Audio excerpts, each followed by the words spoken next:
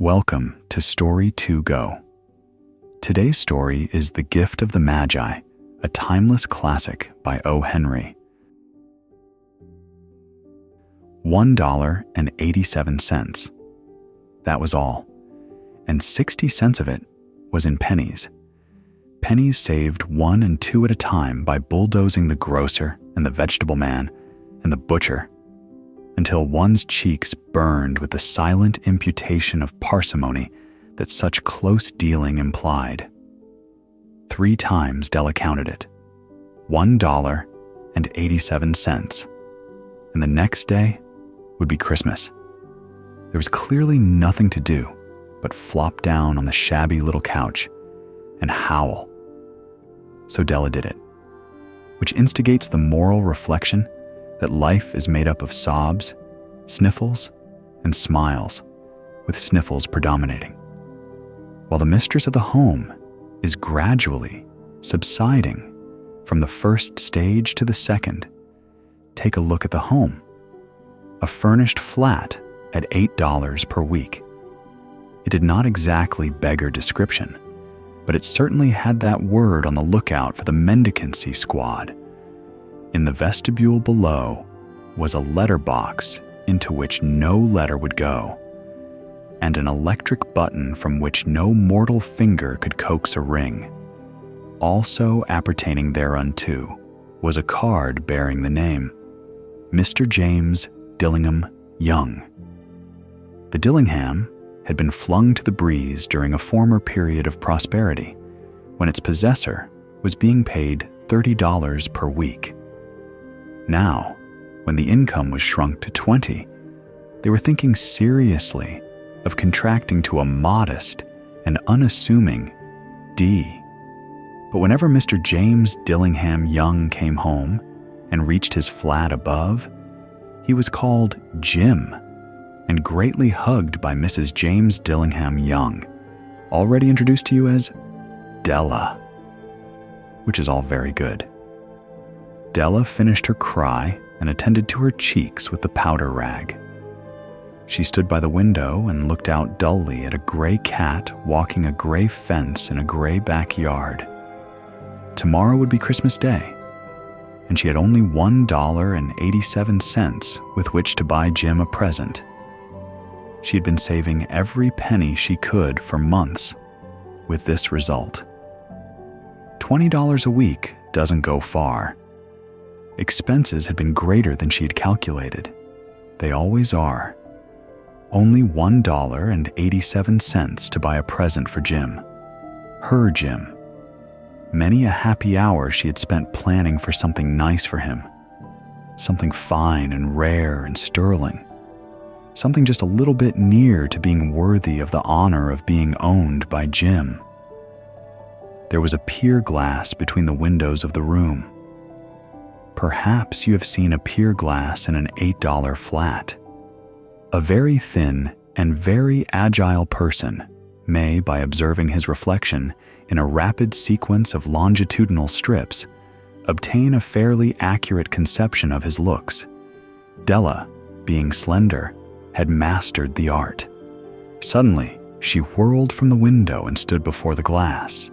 Her eyes were shining brilliantly, but her face had lost its color within 20 seconds. Rapidly, she pulled down her hair and let it fall to its full length. Now, there were 2 possessions of the James Dillingham Youngs in which they both took a mighty pride. One was Jim's gold watch that had been his father's and his grandfather's. The other was Della's hair. Had the Queen of Sheba lived in the flat across the air shaft, Della would have let her hair hang out the window someday to dry, just to depreciate Her Majesty's jewels and gifts. Had King Solomon been the janitor, with all his treasures piled up in the basement, Jim would have pulled out his watch every time he passed, just to see him pluck at his beard from envy. So now, Della's beautiful hair fell about her, rippling and shining like a cascade of brown waters. It reached below her knee, and made itself almost a garment for her. And then she did it up again, nervously and quickly.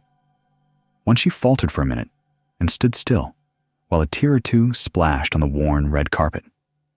On went her old brown jacket. On went her old brown hat.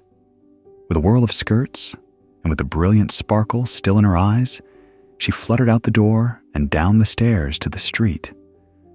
Where she stopped, the sign read, Madame Sofronie, hair goods of all kinds.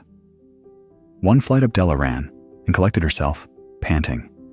Madame, large, too white, chilly, hardly looked the Sofronie. Will you buy my hair? Asked Della. I buy hair, said Madame. Take your hat off and let's have a sight at the looks of it. Down rippled the brown cascade. $20, said Madame, lifting the mass with a practiced hand. Give it to me quick, said Della. Oh, and the next 2 hours tripped by on rosy wings. Forget the hashed metaphor. She was ransacking the stores for Jim's present. She found it at last. It surely had been made for Jim and no one else. There was no other like it in any of the stores, and she had turned all of them inside out.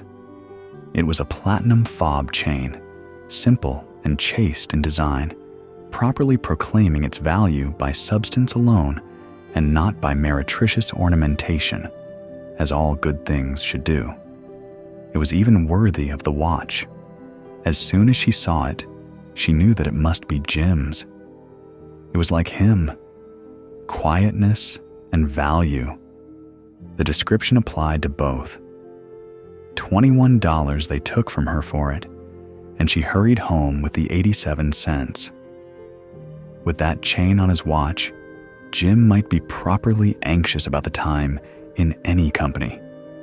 Grand as the watch was, he sometimes looked at it on the sly, on account of the old leather strap that he used in place of a chain. When Della reached home, her intoxication gave way a little to prudence and reason. She got out her curling irons and lighted the gas, and went to work repairing the ravages made by generosity added to love. Which is always a tremendous task, dear friends. A mammoth task. Within 40 minutes, her head was covered with tiny, close-lying curls that made her look wonderfully like a truant schoolboy. She looked at her reflection in the mirror, long, carefully, and critically. If Jim doesn't kill me, she said to herself, before he takes a second look at me, he'll say I look like a Coney Island chorus girl. But what could I do? Oh, what could I do with $1.87? At 7 o'clock, the coffee was made, and the frying pan was on the back of the stove, hot and ready to cook the chops. Jim was never late. Della doubled the fob chain in her hand and sat on the corner of the table near the door that he always entered. Then she heard his step on the stair, away down on the first flight, and she turned white for just a moment. She had a habit of saying a little silent prayer about the simplest, everyday things, and now she whispered, "Please God, make him think I'm still pretty." The door opened, and Jim stepped in and closed it. He looked thin and very serious. Poor fellow, he was only 22, and to be burdened with a family. He needed a new overcoat, and he was without gloves. Jim stopped inside the door, as immovable as a setter at the scent of quail. His eyes were fixed upon Della, and there was an expression in them that she could not read, and it terrified her. It was not anger, nor surprise, nor disapproval, nor horror, nor any of the sentiments that she had been prepared for. He simply stared at her fixedly with that peculiar expression on his face. Della wriggled off the table and went for him. "Jim, darling," she cried, "don't look at me that way. I had my hair cut off and sold because I couldn't have lived through Christmas without giving you a present. It'll grow out again. You won't mind, will you? I just had to do it. My hair grows awfully fast. Say, Merry Christmas, Jim, and let's be happy. You don't know what a beautiful, nice gift I've got for you. You've cut off your hair? Asked Jim laboriously, as if he had not arrived at that patent fact yet, even after the hardest mental labor. Cut it off and sold it, said Della. Don't you like me just as well anyhow? I'm me without my hair, ain't I? Jim looked about the room curiously. You say your hair is gone, he said, with an air almost of idiocy. You needn't look for it, said Della. It's sold, I tell you. Sold and gone, too. It's Christmas Eve, boy. Be good to me, for it went for you. Maybe the hairs of my head were numbered? She went on, with sudden serious sweetness. But nobody could ever count my love for you. Shall I put the chops on, Jim? Out of his trance, Jim seemed quickly to wake. He enfolded his Della. For 10 seconds, let us regard with discreet scrutiny some inconsequential object in the other direction. $8 a week or $1 million a year. What is the difference? A mathematician or a wit would give you the wrong answer. The Magi brought valuable gifts, but that was not among them. This dark assertion will be illuminated later on. Jim drew a package from his overcoat pocket and threw it upon the table. Don't make any mistake, Dell, he said, about me. I don't think there's anything in the way of a haircut or a shave or a shampoo that could make me like my girl any less. But if you'll unwrap that package, you may see why you had me going a while at first. White fingers and nimble tore at the string and paper, and then an ecstatic scream of joy, and then, alas, a quick, feminine change to hysterical tears and wails, necessitating the immediate employment of all the comforting powers of the lord of the flat. For there lay the combs, the set of combs, side and back, that Della had worshipped long in a Broadway window. Beautiful combs, pure tortoiseshell with jeweled rims, just the shade to wear in the beautiful vanished hair. They were expensive combs, she knew, and her heart had simply craved and yearned over them without the least hope of possession.